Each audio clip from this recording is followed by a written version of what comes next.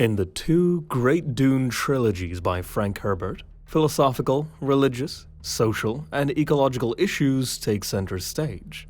But since the epic spans several millennia into the distant future of humanity, attention naturally had to be paid to the development of the human species. In Dune, there is a great variety of beings that emerged due to natural and artificial mutations of Homo sapiens. The only thing they have in common is their shared original DNA. However, among the genetically modified and those changed by environmental influence, a special place is held by those who have tested the limits of the human body for centuries without altering cell structure.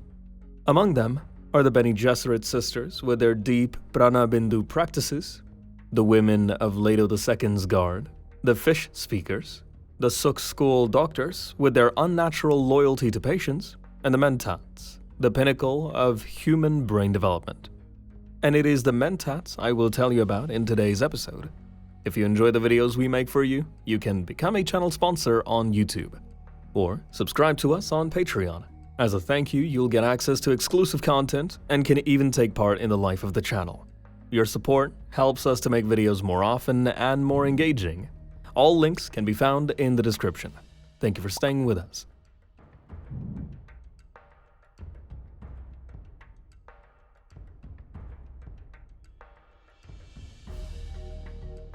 The universe of Dune is a strange place. Humans, who once endured 1,000 years of domination by thinking machines, now live in a society more akin to feudalism. Some planets have regressed into outright slavery, yet a vast galactic empire exists and functions quite efficiently. Despite the total and categorical ban on all computers, people manage to preserve the ability for interstellar travel. More than that, travel between worlds has become drastically faster compared to the era of thinking machines. The short human lifespan itself drives progress in all its manifestations. After all, only immortal robots can afford to travel for months or even years to distant sectors of their domains. Only immortal robots and the treacherous Cymex are capable of hatching plans for centuries and patiently waiting for the perfect moment to act. Fragile and short-lived Homo sapiens, in their unquenchable thirst for knowledge, seek new ways to understand and create as much as possible in the limited time nature has given them. Naturally, many of humanity's achievements would have been impossible without the spice from harsh Arrakis, and had the Empire, after the Butlerian Jihad, fully rejected all forms of artificial intelligence and most technologies, it would have quickly descended into the darkness of the Middle Ages. Spice prolonged human life and expanded consciousness, allowing some chosen individuals to glimpse the near future. But despite all the positive aspects of melange, its users still couldn't replace computing machines. The unique substance from Arrakis couldn't provide humanity with a replacement for computers, and technological use hadn't completely ceased. Even extracting spice itself required fairly complex machines. After the Butlerian Jihad, people were faced with the need to replace both artificial intelligence and the equipment capable of rapidly processing massive amounts of data. Not only industry demanded this, but also politics, and even the mysterious Bene Gesserit order. Fear of thinking machines led humanity to return to a long-abandoned direction, exploring the limits of the human brain's capabilities. Theories that humans use no more than 1/10 of their brain resurfaced. According to these assumptions, the human mind is capable of functioning no worse than any computer. It just needs to be properly trained. This is how the Mentats emerged. People capable not only of performing the most complex calculations in their minds, but also of generating highly accurate probability forecasts in many areas. Not only industries in need of rapid mathematical processing became interested in Mentats, political and social institutions also found wide applications for these human computers. The Padishah Emperor, planetary rulers, the heads of great houses, and even some minor houses all sought to employ at least one Mentat as an advisor on military and economic matters. Any political decision beyond the scale of a tiny village required thoughtful probability assessment. Mentats quickly secured a firm place within the power structure of the empire. And here's how it happened.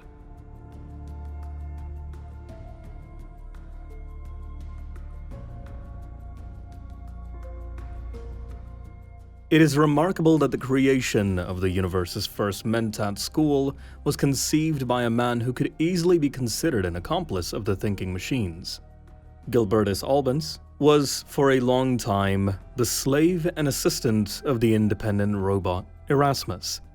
It was precisely the inhumane experiments of this robot that provoked the infamous Butlerian Jihad, and led to the fall of the synchronized empire of Omnius.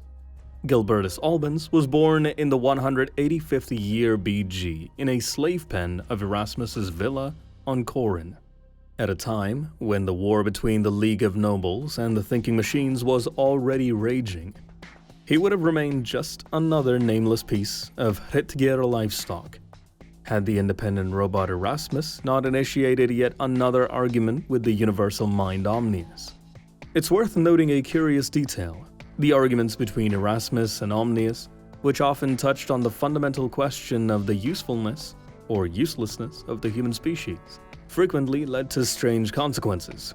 Any human ruler would have long since executed a subordinate who endangered the very existence of his state. But apparently, for all his mental capacities, Omnius was simply unable to understand that a similar dispute with Erasmus, back on old Earth, had sparked the original Butlerian Jihad. Erasmus, still obsessed with fully comprehending human nature, once again launched an experiment. This time, he decided to prove that any wild human could develop their mind to the point where it would rival that of a thinking machine. The choice of subject belonged to Omnius, pulling from the slave pens the dirtiest and most broken boy. The universal mind could not have imagined what would come of it. The independent robot named the boy Gilbertus Albans and began his training. The process proved long and difficult. After changing his approach several times, the mad scientist robot ultimately succeeded. The former nameless ragamuffin became the first Mentat. By imitating his mentor, Gilbertus indeed proved capable of performing operations previously available only to thinking machines. But what's truly surprising is this. Gilbertus considered Erasmus his father, and the independent robot unexpectedly developed feelings in return. Against Omnius's will, or more precisely, without asking for his permission, Erasmus performed a life extension procedure on his pupil. This painful operation allowed Gilbertus to live for nearly 2 centuries, outlasting all known incarnations of Omnius in the universe and eventually saving his hapless adoptive father. During the attack on Corin, Gilbertus, surprisingly enough, helped humans destroy the final incarnation of the universal mind, and with it, the remnants of the synchronized robot world. He managed to save and preserve the memory core of his adoptive father, Erasmus. But now, the universe's first Mentat had to go into hiding, which he did, spending some time on the agricultural planet Lecter, disguised as an ordinary farmer. But such a powerful mind could not sit idle, especially since Gilbertus had no success in matters of the heart. An idea took root in his thoughts: to organize an entire school where suitable humans could be trained in the thinking techniques of robots, to leave behind not just a memory, but a cohort of followers. That very manifestation of human ambition that thinking machines never managed to understand. Not even the eccentric independent robot Erasmus. In the 81st year BG, Gilbertus left Lecter and, reclaiming his true name, settled on an underdeveloped continent of the remote planet Lampadas. There, in the depths of a marshy region, he founded his school of Mentats. Isolated from the outside world, carefully selected students were trained according to Erasmus's system, whose electronic brain was carefully preserved by the school's founder. From the 68th to the 5th year BG, the Mentat school on Lampadas flourished. Among its graduates were even women from the Rossack sisterhood, who were the first to recognize the value of a human mind as a legal substitute for banned computers. Gilbertus, who was not inclined to demonize thinking machines excessively, had to walk a very fine line. The idea of a human capable of replacing a computer appealed to the hardline Butlerians, and, at his own risk, Gilbertus had to accept students they imposed on his school. Albans showed exceptional talent for secrecy when, right under the noses of the fiercest machine haters, he preserved the memory core of his mentor Erasmus in his office for more than 60 years. But sooner or later, secrets come to light. In the 5th year BG, a galactic civil war broke out. Orthodox Butlerians tried to impose their rules throughout the known universe. Despite the aid Gilbertus Albans had given the Butlerians, his identity as a student of a robot was revealed. Trading his life for the inviolability of the Mentat school, Gilbertus was executed by fanatics.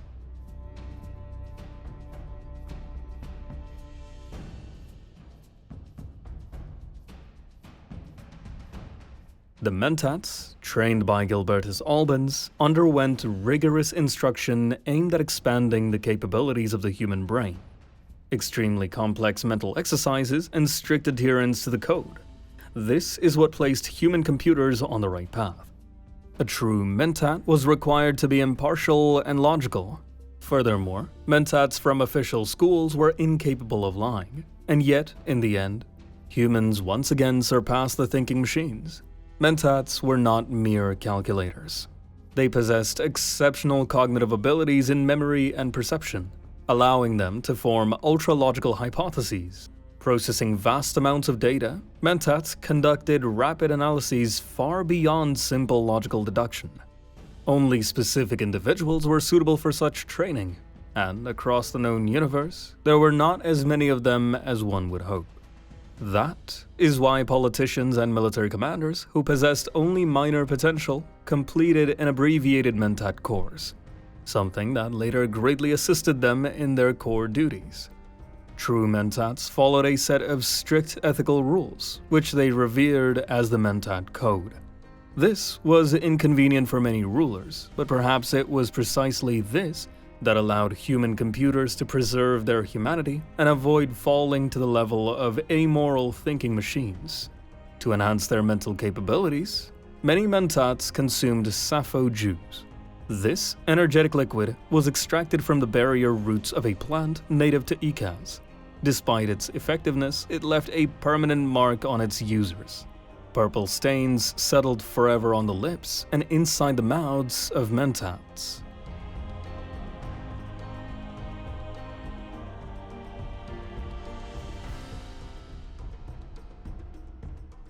God Emperor Leto II, in his quest to guide humanity along the Golden Path, devoted more attention to his genetic program and the creation of massive spice reserves.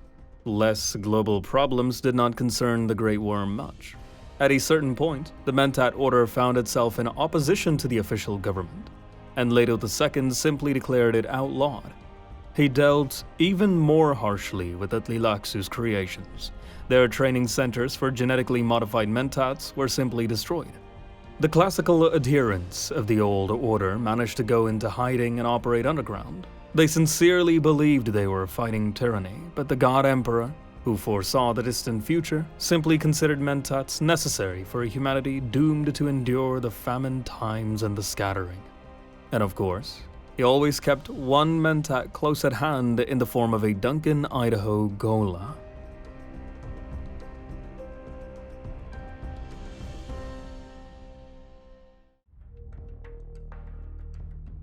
Despite the short time span covered in the first novel of the Dune Chronicles, the most remarkable Mentat of the epic is Thufir Hawat. This man, who served 3 generations of Atreides dukes, skillfully combined the abilities of a human computer with the career of a warrior and close advisor. He was renowned for his exceptional intellect and incredible cunning, even within the Landsraad, where people of non-aristocratic origin were not particularly welcome. Thufir Hawat was Duke Leto's right hand and one of his finest commanders. But, being a proper Mentat, Hawat still managed to fall into a trap set by Baron Harkonnen. Suspecting betrayal within House Atreides, Thufir took the bait of cleverly planted disinformation. Instead of searching for the real traitor, he directed all his efforts toward countering Lady Jessica, whom he believed responsible for the downfall of the Great House. Having wasted his Mentat faculties, Hawat lost his forces after bloody battles and was captured by the Harkonnens. After losing his own Mentat, Baron Vladimir decided to use the prisoner. The proud Hawat was to be subdued with poison, regularly administered, and only the Baron had the antidote. Yet, even under such conditions, Thufir Hawat refused to surrender. With truly legendary cunning, he began undermining House Harkonnen from within, provoking conflicts between Vladimir and his heir, Feyd-Rautha. Captive but unbroken, the Mentat engineered several situations that could have led to the Baron's death. Alas, in doing all this, Thufir Hawat relied on false premises, seeking revenge against Lady Jessica, whom he still believed to be a traitor. The Mentat spent a long time helping the Harkonnens defend against the local population. Thufir simply did not know that the leader of the Fremen, Muad'Dib, was the surviving Duke Paul Atreides. When the truth finally came to light, the selfless and loyal Mentat had no choice but to take life.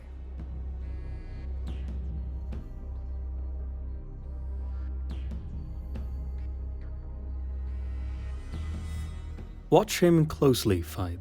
A killer with the manner of a rabbit, the most dangerous kind. Vladimir Harkonnen, Dune. Such was the description given to Count Hasimir Fenring, Mentat, assassin, and friend of Emperor Shaddam IV, by the ever-cautious villain Baron Vladimir. Count Hasimir was one of the unsuccessful results of the Bene Gesserit's breeding program. By cruel chance, he turned out to be a genetic eunuch, and a true Kwisatz Haderach could never have come from him. However, he did possess an extremely useful trait. Fenring was invisible to Prussians. Had he been born in the time of Leto II or after his death, his value would have been immeasurable. But in the era when the events of the first Dune novel took place, such traits did not interest the Bene Gesserit. Count Fenring followed Emperor Shaddam on his entire journey, from his days as heir to the throne to their exile on Salusa Secundus, where both eventually met their end. For many years, Hasimir cleaned up awkward situations created by his impulsive and short-sighted friend.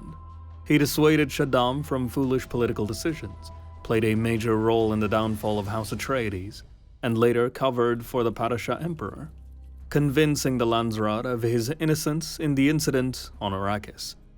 From the year 10,191 AG, Hasimir Fenring governed Caladan for 2 years as Siradar regent.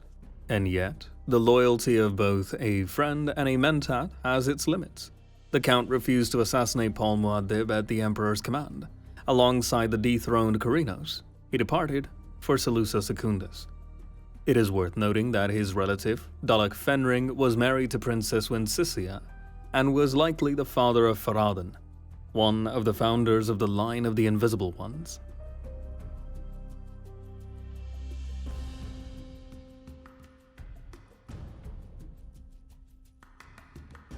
Paul Atreides discovered his Mentat abilities shortly before departing for Arrakis, which is why his father included sessions with Thufir Hawat in his training program. Duke Leto simply couldn't send his heir to an official school. The political situation required keeping the successor close, training him in combat, and keeping him under constant protection. Therefore, it's impossible to confidently say Paul was a weak Mentat. Unlikely, more likely, he was simply hastily trained. Having become Paul Muad'Dib, the young Duke Atreides repeatedly used these abilities. He did not neglect them even after becoming a full Kwisatz Haderach. The Mentat abilities, in turn, played a role in the downfall of Muad'Dib. Perhaps if Paul hadn't possessed a computer-like mind, the Golden Path wouldn't have driven him into madness.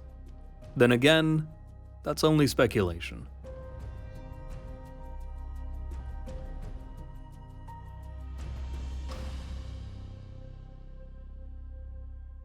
A completely unique place among Mentats is held by the Bene Gesserit sisters who trained in this craft. Whereas ordinary Mentats are loyal to their order and the great house that employs them, the daughters of Gesser follow a single imperative: loyalty to the sisterhood. Before being sent to a Mentat school, the sisters underwent the full cycle of Bene Gesserit training, and some even managed to attain the status of Reverend Mother. This state greatly enhanced their abilities, while simultaneously rendering their loyalty unshakable. Reverend Mother Antioch lived at the end of the reign of the God Emperor. She studied in one of the secret Mentat schools after the Mentat order had already been outlawed. Furthermore, Reverend Mother Antioch was a truth-sayer, and such individuals were respected even by the almighty Leto II. Although together with her fellow Gesserit sister Lucille, Reverend Mother Antioch initially attempted to kill the God Emperor during their meeting.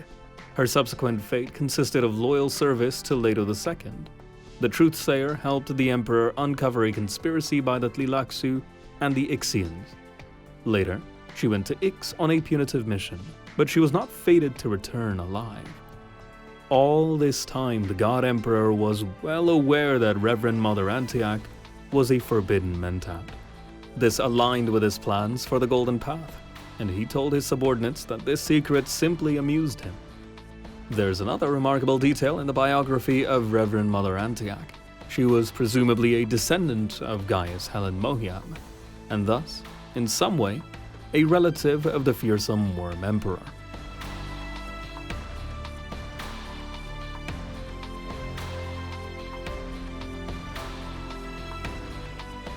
The original Duncan Idaho was a swordmaster from Janaz, freed from Harkonnen slavery on Giedi Prime by the old Duke Atreides. For this, he loyally served Duke Leto and later his son Paul, whom he heroically saved on Arrakis from the Sardaukar, at the cost of his own life. And he would have remained just another fallen commander, were it not for the mysterious Bene Tleilax order, hated throughout the known universe since the days of the Butlerian Jihad. The Tleilaxu managed to recover genetic material from Idaho's corpse and created his first Ghola to be used in a plot against Emperor Paul Muad'Dib. Trained as a Mentat and a Zen-Sunni philosopher, the Ghola named Hate was presented to the Emperor Atreides in this very capacity. At first, Hate remembered nothing of the original's life, though vague shadows from the past constantly disturbed him. The treacherous Tleilaxu conspirators had implanted a special code in Hate's mind, one that, when triggered, would compel him to kill Muad'Dib.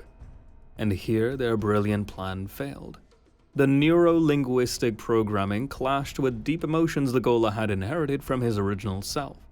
Under the shock of a traumatic event, Hate remembered that he was Duncan Idaho, and Duncan Idaho remembered his loyalty to the Atreides. The attempt on Paul's life failed, and the Tleilaxu gained a powerful new technology: the ability to restore ancestral memory in Gholas.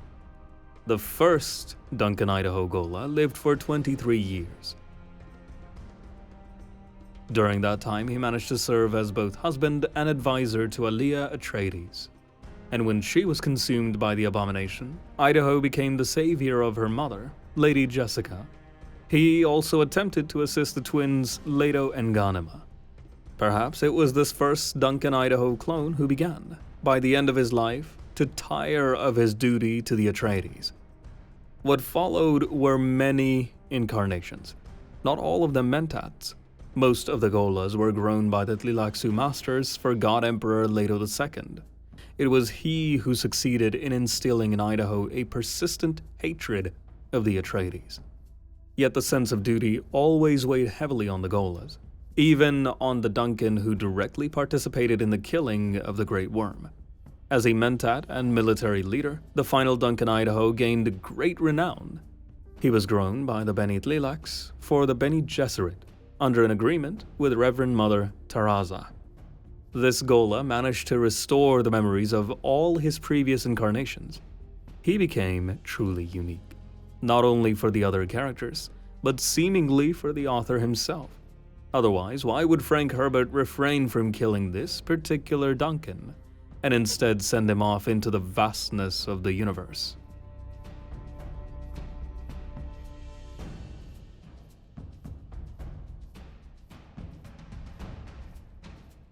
Bene Gesserit Bashar Miles Teg was a direct descendant of the Atreides, both in appearance and character closely resembling Duke Leto I. This hero of the final two books of the second Great Dune trilogy was born approximately 1500 years after the death of the Worm Emperor. Miles's mother was Reverend Mother Janet Roxburgh. Unlike most sisters, she followed a path similar to that of Lady Jessica. She personally raised her son in a complete family, instilling loyalty to the Bene Gesserit and educating him herself. Afterward, Miles entered the Mentat school on Lampadas. Thanks to such a careful approach to breeding, the sisterhood gained an absolutely loyal, yet incredibly charismatic and talented military commander. This man managed to resolve conflicts peacefully where others would already be waging war. Unfortunately, the fearless Bashar died on Arrakis while covering the escape of Reverend Mother Atreides and Duncan Idaho's Ghola from the Honored Madres. Reverend Mother Atreides, who considered herself Teg's daughter, had foreseen this outcome. Therefore, she made sure to gather his genetic material during the lifetime of her celebrated father. While hiding from the Honored Madres on the planet Chapter House, Darwi Atreides personally grew and raised the young Miles Teg Ghola, with the Duncan Idaho Ghola actively participating in the restoration of the Bashar's memory. The Reverend Mother hoped that the new Miles Teg would be able to prevent the inevitable destruction of the Bene Gesserit at the hands of the strange new sisterhood that had emerged from the scattering. On the whole, she was right, though events unfolded not quite as she had expected. And so, the new Miles Teg joined Duncan Idaho and Reverend Mother Shiana aboard a no ship, venturing into the unknown depths of the universe.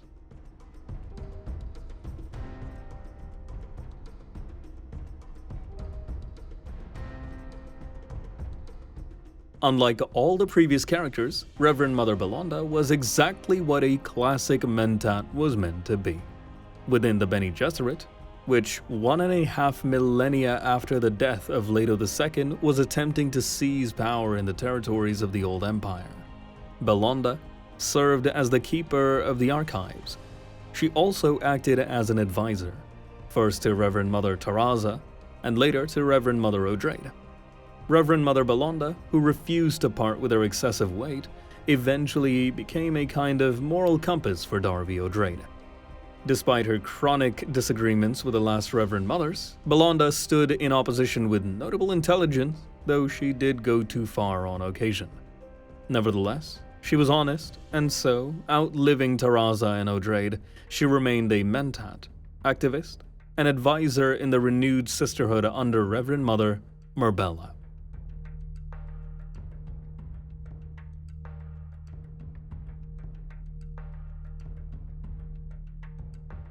All the Mentats we've discussed were, in essence, ordinary humans, aside from the Gholas. But the devious Bene Tlilax long ago figured out that manufacturing human computers could be highly profitable. Classic Mentats with their strict moral code did not suit everyone, so the masters devised a way to grow twisted Mentats, completely devoid of principles. This product easily engaged in soulless deals and was in high demand. A vivid example of a twisted Mentat in the Dune Chronicles is Piter de Vries, advisor to Baron Vladimir Harkonnen. Piter's cruelty and lack of scruples sometimes frightened even the Baron himself. Nevertheless, the Harkonnens had a very clear role prepared for this Mentat maniac, to become a brutal tyrant on Arrakis after the fall of House Atreides. The plan was for Piter's replacement by the more composed Feyd-Rautha to pacify the local population. Alas, those plans were not to be realized. Although Piter de Vries personally carried out the psychological breaking of Dr. Wellington Yueh, the twisted Mentat failed to account for the power of human love, probably because he had no understanding of such emotions himself. Having devised brilliant strategies for the destruction of House Atreides, Piter de Vries became a victim of Dr. Yueh's desperate revenge. With the death of the twisted Mentat, some of his genius plans vanished into oblivion as well. It is possible that Piter de Vries truly outperformed thinking machines in terms of efficiency. but for all his cunning, perfect calculations, broke against simple human emotions, a realm forever inaccessible to the genetically modified creations of the Bene Lilacs. In Frank Herbert's Dune Chronicles, Mentats occupy a significant role. Through several selfless individuals and one inhuman figure, the author demonstrates how crucial it is to preserve humanity under any circumstances. He hints to us that even with a mind akin to a computer's, it is always vital to retain not only cold logic, but also simple emotions. These are the true essence of Homo sapiens, no matter where humanity may be led by technological progress or the development of esoteric teachings. The postulate about humans using only a small portion of their brain's potential is rejected by modern scientists. But science fiction exists precisely so the reader may dream of the unattainable. Still, the day is not over, and perhaps if we do not destroy ourselves in devastating wars, in the distant future there will be Mentats, telepathic witches, and artificial intelligences capable of achieving self-awareness.